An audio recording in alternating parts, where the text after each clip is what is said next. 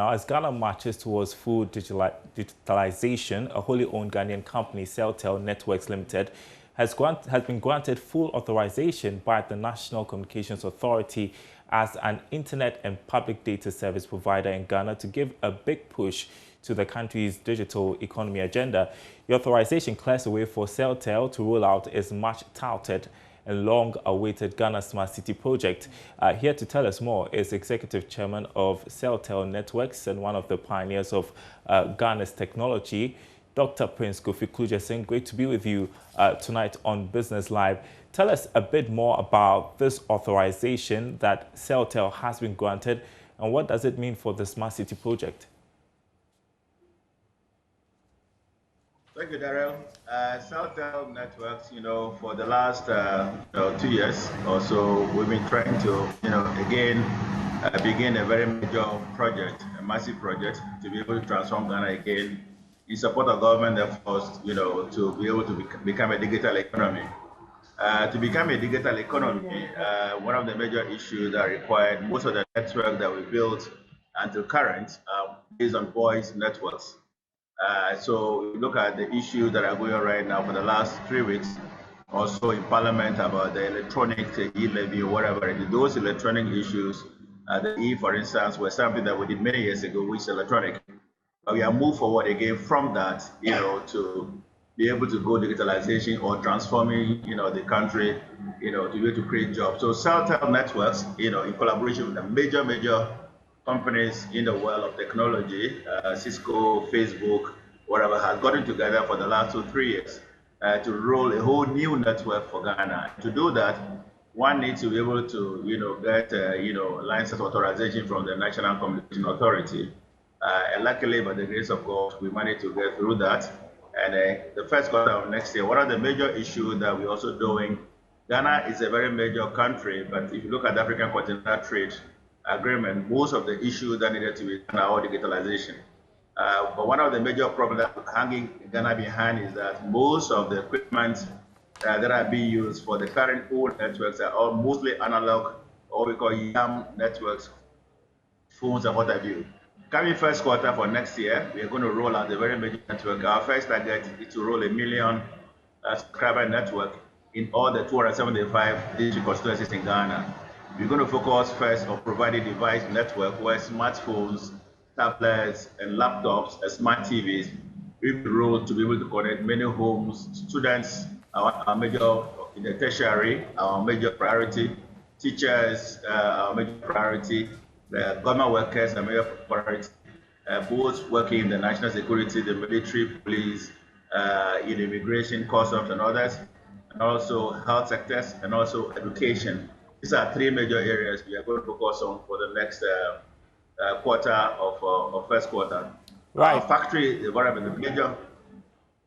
Great. I was just going to ask for those who are listening and hearing about the Smart City project for the first time, and with the authorization granted by the NCA, how is this project going to be beneficial for our country economy-wise?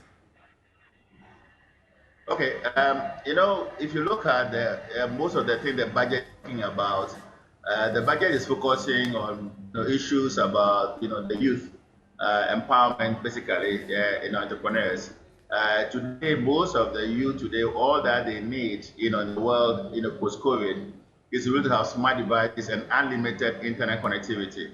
So we are going to boost this economy to push the country forward, so that most of the youth will get employment, from wherever they are. We're going to expand the frontiers of digitalization and connectivity. We hope that almost every district and constituency would have a smart, network, which will be powered by Facebook Express Wi-Fi via cloud, so that we're going to make sure that all the children, all the housing families, are powered with Wi-Fi. We have a very big project signed up already with the Ghana National Association of Private Schools, NACOPS, where we hope to provide 1 million tablets and also connectivity to all school children in the private schools in Ghana. If you look at what's happening in the governmental sector recently about laptops for teachers, that's a very, very good initiative. But as to whether or not the laptops meet the criteria. So what we think to do that we're trying to partner with government to try to cure that problem. We feel that need the laptop that don't meet standards, we are prepared to trade them in, to be able to provide i7, the top of the line, to those teachers so that they can be able to move, the country forward. If you look at the universities today, the Vice Chancellor of the University of Ghana in his statement, what he said was that she wishes that almost all the students should have a laptop. So it's Dr. Dixon came here. So almost all the tertiary university, they need to be able to have common laptops, smartphones, and Right. ICT labs for the schools. So those are some of the things we are going to be championing. And Eh, to do that, we also have a very major factory that's about to be unveiled, second quarter of next year. Yeah, I was going to ask you about the factory, because we understand that you want to take advantage of AFTA to make Ghana a smart cities hub, and that factory will play an important role. Yes, so like I said, when we began the journey many years ago, it was about voice. If you look at many countries today, they are focusing a lot on digitalization, or what we call application and e-commerce. If you look at agriculture today, it's all about smart agriculture, so it's part of our focus.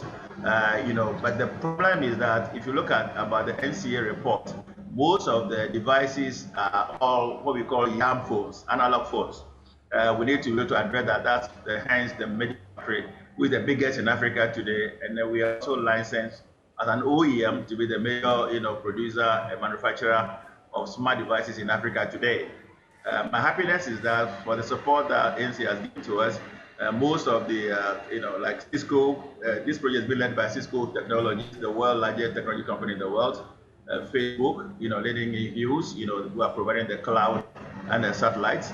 And we are working with Foxconn, the largest producer of iDevices like iPhones, who are also a partner in being able to produce the smartphones in Ghana. So and the factory is not only for Ghana, it's also for the whole of Africa. And this project also is a Smart Africa project. The Minister of Communication is very collaborative with us as well. We're hopeful that that the transformation, that the e-levy and all those, make sure that eventually to move from E to a digital levy, so that more revenue. Daryl, today gold, oil and gas, and all those things are becoming what we call the old economy. So they are not generating a lot of revenue for any country now. If you look at post-COVID, Elon Musk and Jeff Bezos, all they've advancing in India is all about technology. So another thing that you need to do it right, because what people think that telecom is machines. Okay. They are not. Telecommunication is intellectual property. There are legal issues and investment issues, so that you must do it properly. So this is what we are trying to do. So we're rolling next year, and we are very excited about it. So many has been done. Trial runs have been done already. And first quarter next year, we'll start distributing. We might be giving a lot of free laptops to those who will be committed to unlimited data for 2-3 years in the external world. All right. And a smartphone. We are going to make happy homes for children to be very happy at home, so that they can have tablets and study at home. All right. That sounds really exciting. Thanks so much for your time. We'll be tracking the progress that you make with the Ghana Smart Cities project. That was Dr. Prince Kofi Klujasin there, Executive Director of Celltel Networks, on authorization given by the NCA as internet service provider